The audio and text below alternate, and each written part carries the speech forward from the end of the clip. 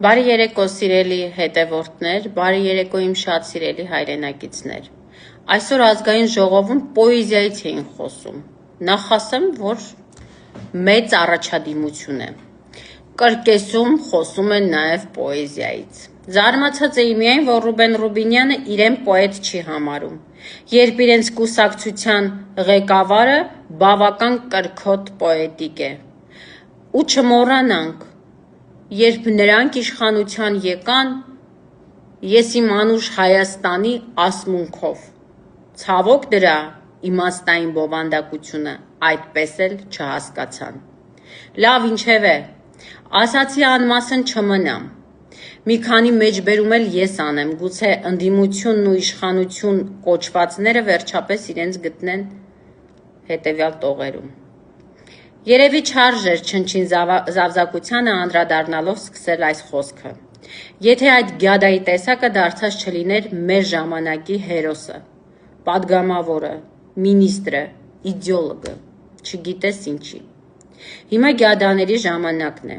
եւ մի կարճ ժամանակ էլ դեռ այդպես կլինի։ Եվ այդպիսի ժամանակներում, երբ հերոսները հողի տակ են, լատիրակների նորանոր ու նորածին բանդաները, որ այս երկրում կուսակցություններ են կոչվում, շարունակում են սնուցողին ու հարազատին կորցնելուց գլուխը կորցրած մարդկանց հոգին պղտորել։ Այս տողերը երբ որ կարդում եմ, անմիջապես մտաբերում եմ ազգային ժողովում կանգնած այն անձանց,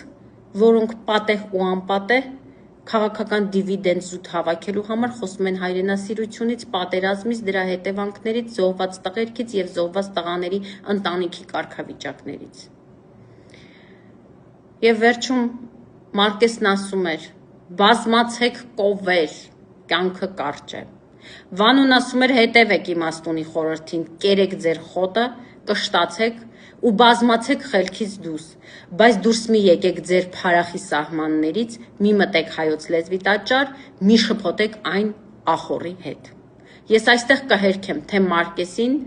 թե Վանոյին, որովհետև կշտացած կովերը հետնել բազմացած չեն կարող չմտնել տաճար եւ այն ախորի չվերածել։ Վերոհիշյալ տողերը, որոնք ես կարդացի, տարիներ առաջ գրել էր Վանո Սիրադեղյանը, բայց այսօր կարդալիս թվում է ոչ թե անցյալի մասին է խոսքը, այլ մեր օրերի մասին։ Ու այսօր ես ասում եմ, գուցե Վանոն հաշվարկ չէր արել, որ այդ գյադաների շրջանը պարբերաբար կրկնվում է։ Եվ ցավոք սրտի, այս անգամ մենք այնքան երկար մնացինք այդ գյադաների շրջանում, որ այն ամենը, ինչ անընդունելի էր, դարձավ ընդունելի։ Ցավոք գյադաների ժամանակները դեռ շարունակվում են։ Ցավոք գյադեքի երկիր է դարել իմ երկիր Հայաստանը։ Եվ ես ուզում եմ այսօր խոսքս ամփոփել հետևյալ նախադասությամբ։ Ես իմ անուշ Հայաստանի, այս գյադեքի հեզաճկուն խաղն եմ մերժում։ Ունենալու որն է ձեր արձագանքը սրան, ինչու է նորից հիշատակում ձեր հորը։ Դեք ձեր նշած անձնավորությունը ոնց որ են անդաստիարակ, չար, անշնորհք երեխեքից լինի, էլի անկեղծ չեմ ուզում անդրադառնալ, ես այդ մարդուն չեմ ուզում անդրադառնալ, ինքը չի կարող տեղը հանգիստ նստի, հիմա երևի նորից թիկնապահներ ունի, սկսել է խոսալ, այս արանքում որ չկային թիկնապահներ, երևի չգիտեմ, ծպտունը դուրս չէր գալիս, հիմա նորից պաշտոն են տվել, նոր այնպես որ եկեք անցնենք, էլի ինձ թվում է ավելի կարևոր բաներ կան խոսելու, քան իր անձը, իսկ ոնց հասկացա, իր հետ կապված քննարկումը եղել է կոնկրետ կոնտեքստում, այն որ ինքը թքել է քաղաքացու վրա, թիկնապահները բռնել են, ինքը թքել է, այդ կոնտեքստում է եղել, չեմ կարծում այստեղ ինչ որ մեկը նույնիսկ քաղաքացիական պայմանագրի պատգամավորները իր մասին տենց առանձնապես դրական կամ չգիտեմ ինչ կարծիք ունեն կամ ուզում են խոսան իրանից, այնպես որ անցնենք այդ թեման։ Բայց դա ձեր ուժը չէր անգամ հիշատակեց այդ թքելու պահ, ինչի է ոնց պտտվում, էլի շրջվում դեպի քոչ։ Գիտեք ինչի համար, անկեղծ։ Ինձ թվում է նրա համար, որ դուք գաք հիմա ինձ ես հարց տակ, մյուսներին ես հարց տակ, որ ինքը այսպես թեմայի մեջ լինի։ Ուշադրության պակաս ունի մարդը, դուք էլ բան եք անում, օգնում եք այդ պակասը լրացնել։ Իդեպ Ռուսլանա Երեմյանը, որ նոր անցավ, ինքն է բարբերաբար հենց ազգային ժողովի ամբիոնից ելույթ ունենում, հիշում Ռոբերտ Քոչյանի կառավարման տարիներին դպրոցների Շատ կներեք, էլի հատուկ չեմ անում, ով է Ռուսլանա Երեմյանը։ Հակոբ Գոջարյանի անվան դպրոցի տնօրեն։ Հա, քաղաքացիական պայմանագրում հա, հասկացա, հիմա հասկացա ամհետեք։ Դե չգիտեմ, շատ կան տես մարդիկ, հատկապես քաղաքացիական պայմանագրում, երբ որ լինելով 2026 թվականին, արդեն ունենալով 8 տարի իշխանություն, պատերազմ բերած, հազարավոր զոհեր տված իշխանության ներկայացուցիչը շարունակ խոսում է 1998 թվից։ Իմիջիալոց հետաքրքիր է, որ 1998-ից են սկսում։ Այսինքն Ռուբեն Ռուբինյանի հայրը օրինակ բարձր պաշտոնյա եղել 1995-96 թվականներից, իմիջիալոց ես երբեք ինձ թույլ չեմ տալիս այդ նույն ոճի մեջ արձագանքել, բայց այնքան բան կա ասել է, եթե այդ թվականներից ենք խոսում, ավելի ներքևի չեք, էլ այսպես միշտ մեջտեղից են սկսում, ինչ խոս, չգիտեմ, երևի կարծում են, որ այդ 30 տարի առաջ հիշելու սպառողը դեռ կա, դրա համար շարունակում են դա անել, բայց իսկապես էության մեջ անհետեցություն է, որ 8 տարի իշխանությանից դու խոսում ես ինչ որ բաներից 98 թիվ, 97 թիվ, չգիտեմ 2000 քանի թիվ, ինչ որ բաներ ճշմարտացի, ինչ որ բաներ չափազանցված, ինչ որ բաներ սուտ, չեմ ուզում մտնել դրա մեջ, մի խոսքով, երևի հետո նոր է եկել, այսպես պետքա դրսևորվի, ելույթ չունենա, էսա կարողանում ասել, չգիտեմ։ Պարոն Քոչարյան, տեսեք համացանցը այսպես վրթովվեցրեց այս տեսարանները աղքատության, թե ինչպիսի մակարդակ ունենք մենք այսօր Հայաստանում, դա ծայրահեղ աղքատության ամենացածուն օրինակներից մեկն է, այս իշխանությունը, երբ որ եկավ իշխանության, ծայրահեղ աղքատությունը հաղթահարելու խոստումներ էր տվել եւ աղքատության տոկոսը իջեցնել, մենք տեսնում ենք, թե ինչ պատկեր է այսօր ճիշտ ուղու վրա են, իրենք լավ են պայքարել, որ այս ունենք մենք այսօր, որովհետև շատ սիրում են իրենք մատնացույց անել, նախկինների դիզած ունեցվածքը եւ այլն ու այս Տեսեք, այստեղ ուզում եմ համեմատություն տանել, էլի իրենց սիրած, երբ որ իրանք հիշում են 98 թիվ 2000-ականներ, նաև ուզում եմ հիշեցնել, որ 98 թվին աղքատության մակարդակը եղել է 50%, մոտ 50 թե 50 քանի տոկոս։ 2008 թվին, որս կառավարման ավարտին, աղքատության մակարդակը 24-25% է եղել։ Երկու անգամ նվազել է, ծայրահեղ աղքատն էլ էլի կտրուկ նվազել է, հիմա կոնկրետ թվերը չեմ հիշում։ Այսինքն հիշելուց նաև կարող են այս համեմատությունը անել։ Իրեն ժամանակ, եթե հաշվում ենք 2021 թվից մինչև հիմա, նաև հատկապես նկատի ունենալով ռուս-ուկրաինական պատերազմից դրական հետևանքները մեր տնտեսության վրա, ինչը կարծում եմ անհերքելի է, ընդամենը 2-3% է իջել բանի մակարդակը, աղքատության մակարդակը, այնինչ նույն ժամանակահատվածում, օրինակ Վրաստանում, 2 անգամ իջել է աղքատության մակարդակը։ 2 անգամ։ Այստեղ ընդամենը 2-3%-ով է իջել, այնպես որ բնականաբար բավարար չէ սառնով արված աշխատանքը եւ այս տարիների այդ օգուտը, որը մենք այսպես կարելի ասել օդից ունեցանք, ռուս-ուկրաինական պատերազմի հետևանքով այն տնտեսական օգուտը, որը մեր երկիրը ունեցավ, կարծում եմ արդյունավետ չի օգտագործվել ու նաև հաշվի առեք, որ 8 տարիների ընթացքում $8 միլիարդ պարտք է ավելացել։ $8 միլիարդ։ Պարոն Քոչարյան, քանի որ նույնը ԿՊ-ի падգամավորներին հարցրել եք, մանարեկը հուշում է, որ ձեզ էլ այդ առաջարկը անեմ, ձեր պարգևավճարներից, այսինքն չէ, ոչ թե կաշկանդված, այլ ես գիտեմ, որ իրենց պարգևավճարը ինչ են անում, հիմա կստացվի, որ չգիտեմ, բայց ամեն դեպքում հարցնեմ, ձեր պարգևավճարներից կամ աշխատավարձից թեկուզ պատրաստ եք վճարել, որ այս մարդիկ դուրս գան այս ծայրահեղ աղքատությունից։ Միանշանակ ու իսկապես շատ բան է այս առումով արվում, որի մասին չեմ խոսում, ես օրինակ երբեք բարեգործությունից չեմ խոսում ու նաև ում էլ որ օգնում եմ, խնդրում եմ, որ դրա մասին չբարձրաձայնեն, որովհետև իսկապես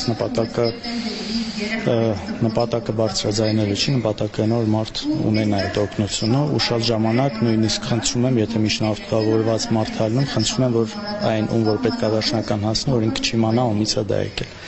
Այս իմ սկզբունքն է երկար տարիներ։ Հիմա ԿՊԱ-ականները կասեն իրանք որտեվ աշխատավարձի հույսին չեն, որովհետև իրենք միլիարդատերեր են, հա, եւ իրենց կարող են նման բան թույլ տալ, իսկ մենք չոր աշխատավարձով ապրող համեստ եւ ազնվող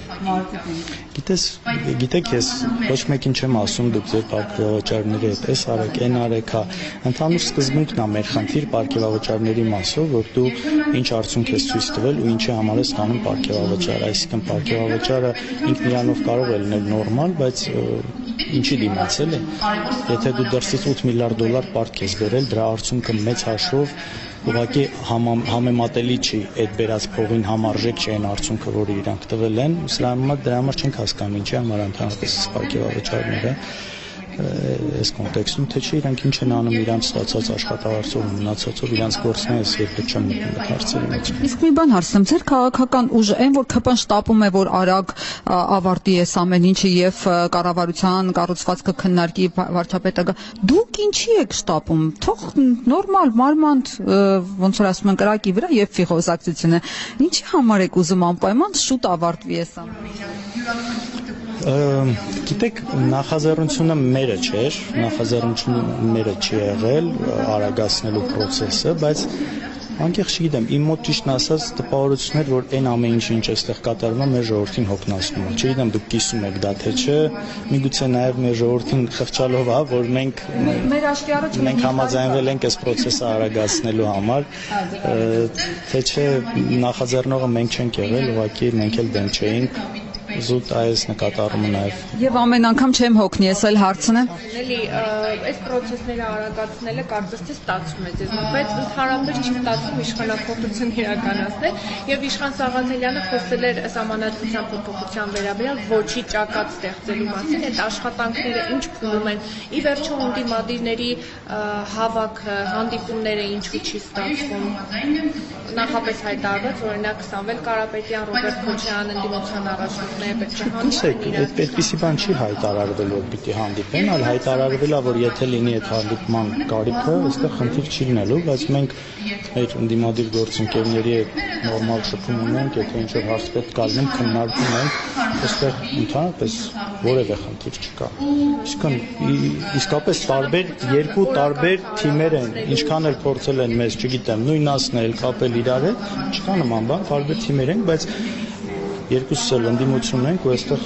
իրար հետ ինչ-որ բան քննարկելու, խոսելու, ինչ-որ դեպքերում համաձայնացնելու որևէ խնդիր չկա, տեսնում եք շփումներ նորմալ կա։ Տարբերություն կանեք Նարեկ Կարապետյանը։ Չէ, իհարկե հենց այդ եմ ասում։ Վերաբերյալ ասում է, որ դա ճանապարհ է խոսում, թե պետք է փոխվի, ձեր թիմը եւ նաեւ երկրորդ նախագահ Ռոբերտ Քոչարյանը բազմիցս հայտարարել է, որ դա միջանցք է Հայաստանի ճանապարհով։ Հենց դա եմ ասում, որ տարբեր թիմեր են, իհարկե պետք է տարբերություն լինի եւ հենց շատ ճիշտ եք ասում, ձեր նշած օրինակն էլ լավագույնս ցույց է տալի, որ այս նույն թիմը չի, տարբեր թիմեր են։ Այսինքն այն կեղծ թեզը, որ ամբողջ նախընտրական շրջանում փորձում էին այսպես կապել, որ բոլորը նույնն են, ասեն, հենց ձեր ասած օրինակով երևում է, որ դա այդպես չի, դա իրականում այդպես չի, մենք ունենք տարբեր մոտեցումներ, կարող է ինչ-որ հարցեր ունենանք նաև ընդհանրություն, բայց այսօր տարբեր թիմեր ենք, տարբեր մոտեցումներ ունենք, բայց մի բանը երևի նույնն է, որ հասկանում ենք այս իշխանությունը չէ։ Արոն Քոչարյան, քանի որ ազգային ժողովի նիստերը սկսեց ձեր քաղաքական ուժը Տիգրանաշենից էր հարցադրումներ անում, եթե Փաշինյանը այնպես ստացի, որ Տիգրանաշենը տա, որովհետև դուք ասիք երաշխավոր եք, որ չեք տալու, չհնչեցել այդ երաշխիքը։ Եթե տա, որ ձեր գործողությունները ո՞րն են լինելու, ինչ եք դուք անելու, փողոց եք գեներացնելու, որոնք են ձեր Տեսեք, շատ ճիշտ եք նկատել մեր այդ պնդումներին, ամեն հարցին Տիգրանաշենի հետ կապված ոչ մի հստակ պատասխան չէր տրվում, ըստ երևույթին չեմ բացառել, որ այս սահմանազատում կոչված գործընթացի հաջորդ փուլը կարող է լինել Տիգրանաշենը եւ իմիջիայլոց նույն սահմանազատման հետ կապված ժամանակին մենք օրինակ խոսում ենք նաեւ այս հարցը բարձրացնում ենք ինչ սկզբունքով է որոշում որ հատվածից սկսել մենք իրանցի հետ կապված ասում ենք այդ ոնց է որոշվել որ հենց իրանցից պետք է սկսի իմ առաջարկը օրինակ քանի անգամ Արադ Միրզոյանի Նիկոլ Փաշինյանի եղել այն որ մենք հողի վրա չանենք գործողությունները, քարտեզի վրա պայմանավորվածությունները լինի, մենք ընդհանուր դեմ չենք սահմանազատման գաղափարին, բայց քարտեզի վրա պայմանավորվածությունները ամբողջ գծի երկայնքով ունենանք, հետո նոր հողի վրա հայելային անենք, այսինքն եթե մեր պահանջն է, որ իրենք մեր սուվերեն տարածքից պետքա դուրս գան, Ջերմուկի մասում, Գեղարքունիքի մարզում, ներքին հատ մի խոսքով այն տեղերը, որտեղ իրանք առաջ են, որ մենք կոպիտ ասած քսված չմնանք։ Մենք դուրս չգանք այն տեղերից, որտեղից իրանք են ուզում, իսկ իրանք այնտեղից դուրս չգան։ Իսկ մենք տեսնում ենք, որ իրանք բոլոր այդ տեղում ամրաշինական աշխատանքներ են անում ու այսպես մեղմ ասած չեն պատրաստվում դուրս գալ։ Բայց այս բոլոր հարցադրումները պատասխան չեն ունեցել, մի անգամ Նիկոլ Փաշինյանը այս իմ հարցադրմանը ասես Կիկոսի ման է դարձնում։ Այնպես որ եթե մյուս ձեր հարցը վերաբերում էր ինչ ենք անելու Տիգրանաշենի մասով, այս բանը ես պատրաստ չեմ այդ հարցին հստակ պատասխանել, բայց միանշանակ գործողություններ հետևելու են։ Պարոն Քոչարյան, իշխանությունը պատմեցես, ասում է բարեկրթություն է սահմանած, ձեր սրտով չի, խառնում եք իրար, որ էլի ծեծ, կռիվ, ղալմաղալ լինի ազգային ժողովում եւ փորձում եք ուժեղ Հայաստանին ու ԿՊ-ին հանել իրար դեմ, ամբիոնից է հնչել։ Դուք մասնավորապես ձեզ դիմելով ասում եք քական падգամավոր, ասում է Լևոն Քոչարյանը։ Դուք ինչպես կմեկնաբանեք ամեն դեպքում փորձեցի ոնց կար փոխանցել։ Չգիտեմ կոնկրետ որ իմ գործողությունները նկատի ունենալով ասել ձեր նշած падգամավորը, բայց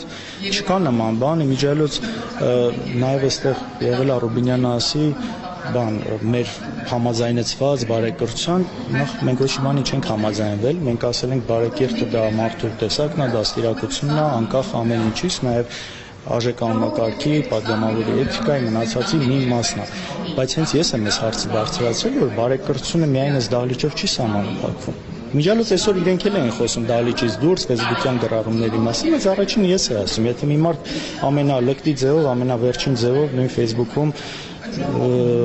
խոսում է մեզնից, ընդդիմադիրներից, հետո գանք այստեղ, այսինքն սենց այսպես իբր ոչինչ չի եղել։ Դրա համար չեմ կարծում, իսկ թվում է ինչ որ այսպես մի դրուկ կա, որ փորձեցին անել, չեմ կարծում, ճանաչելով իրենց, հետո ուրիշ կողմից էլի ասեմ, տեսեք ովքեր են հիմա նստած նախագահության մեջ, Արամ Վարդևանյանի նանած քաղաքացիական պայմանագրի ներկայացուցիչները։ Բոլորը այն մարդիկ են, ովքեր անցած խորհրդարանում աչքի են ընկել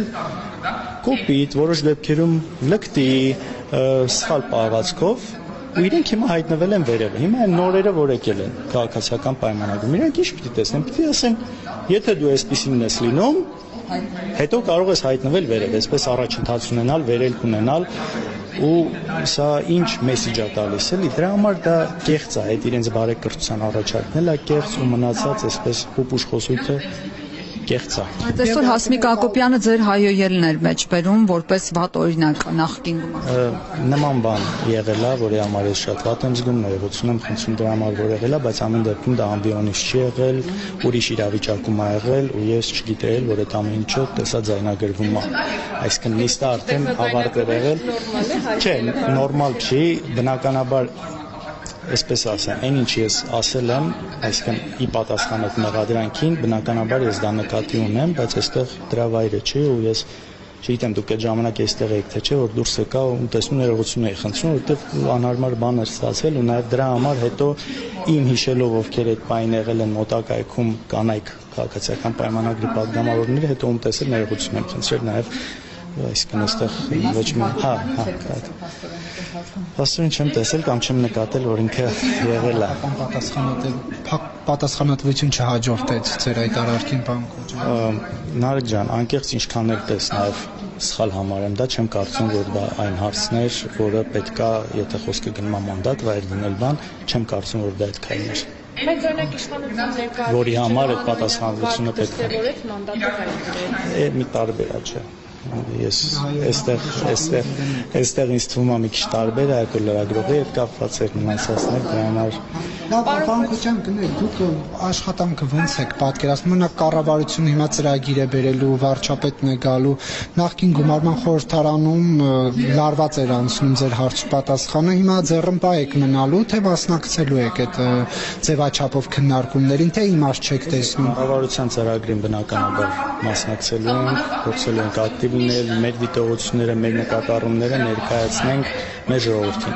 Մենք ճիշտ է գտնվում ենք այս դահլիճում, այս խորհրդարանում, բայց մեր հիմնական ունկնդիրը, մեր մեսիջը դեպի ժողովուրդն է, մեծ մասով։ Նույնիսկ եթե շատ ժամանակ արձագանքում ենք, նույն ես արձագանքում եմ ԿՊ-ի որևէ падգամավորի ինչ որ սուտ ասացին կամ որևէ ասացին, ես այդքան իրան չեմ արձագանքում, ինչքան ուզում եմ, որ հանրությունը լսի դա։ Տարիներով տարածված սուտը մնացած որ հակառակ կարծիք լինի, նույնը մնացած հարցերով փորձելու ենք այս այդ ուղղության մեջ արդյունավետ աշխատել